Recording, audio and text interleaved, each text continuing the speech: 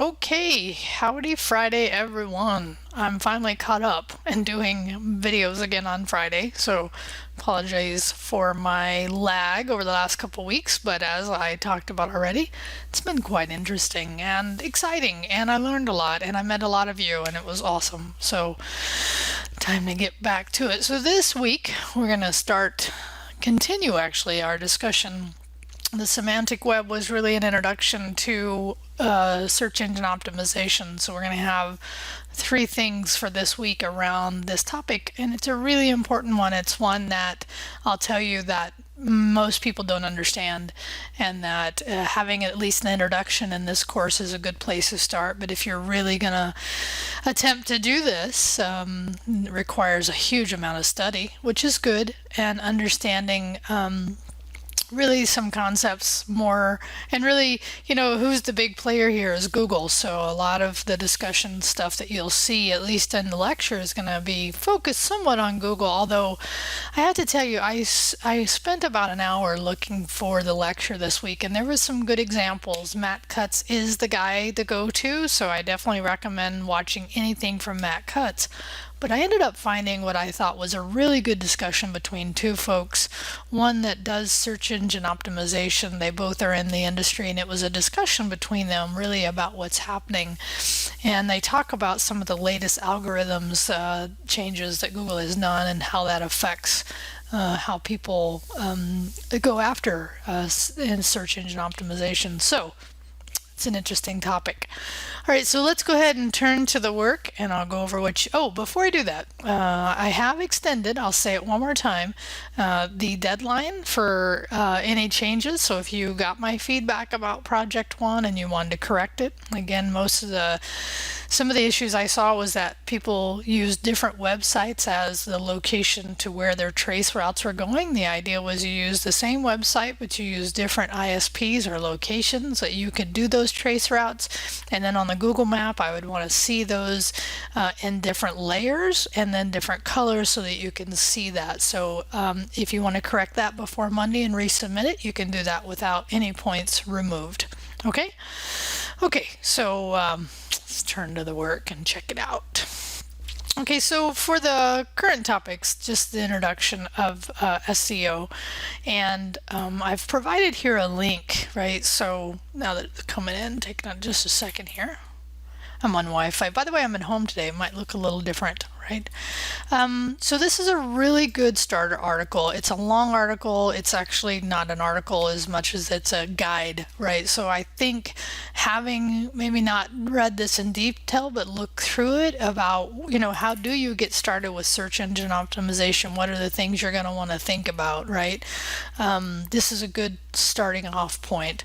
So in this case, peruse that, right? And then go look for, right? Review articles, review this article, and then find articles or videos that discuss these topics. And really, when you're doing this, and this was kind of my warning here, make sure to, unless the advertisement for the CEO product is really helpful and focuses only minimal on their product, more on the concept, that's what I would look for there. So I want you to really take this base document, educate yourself, find videos or articles that you feel help continue this discussion for your classmates, okay? And then in the hands-on, what we're going to do here is I want you to think of the ideas about a site. Hold on, let me go do this. So of course, a key part of search engine optimization is the keywords that you're going to go after, okay, that are involved in what you may be doing. So in this case, I've said, either think about a site you are either actively building or one you might build in the future, and come up with at least 5 keywords that you would want your site listed when people search on Google or other sites. I should have said that here, but again, it's by some estimates, it's 70% of what people use for searching. So it's the big dog on the block. Okay, and then once you come up with those 5 keywords that you would target, then I want you to look at the 5 competitors. Okay. And so what do I mean by that? So when you go to Google, and let's say I'm looking for something, something I've been looking for recently was watch bands, right? Now this is just kind of off topic. I got another new watch, and so I was looking for watch bands. So what are the keywords, right? That the watch band would be one if I was trying to sell watch bands. Well, I don't want you to look at the ads, right? So I'd want you to look at who's naturally coming up in the organic search, right? And then look at your competitors. Again, this is a hypothetical, but in this case, right? And then at least, so find two of your competitors with your different, because I've asked you to find 5 keywords that would, that your site you'd want to be listed, and then find 2 competitors and see if you can come up with at least 3 things they're doing to get listed in the natural research results. Okay, again, referring back to this document here, what are they doing well? What are some of the things that they're doing that, and again, there's not a solid answer here. There's really about, I'm asking you what you think. What are they doing well that makes them get listed naturally on the top search results, right? So again, 2 and at least 3 things for these 2 competitors that they're doing well. So that's what I'd want to see in your results here. Okay, so what I'm going to do though is I'm going to actually make this do at the same time the lectures do, because I really think this lecture, and it's really not so much a lecture as it is a discussion between 2 people that are really daily into this topic. So it's here. So I'm going to allow the hands-on to actually your post to be due at the same time. Let me do this here.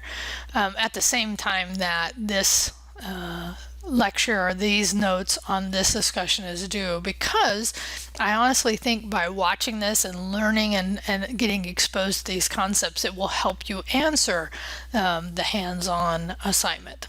Okay, all right, so that's your brief video for this week. We are at week coming into week 12. So what we will start next week, I'd already given you the warning, is we're going to start looking at payment systems. So look forward to that over the next couple weeks, and then I will start most likely next week outlining what the final project 2 will look like. Okay, all right, have a great weekend. See you later.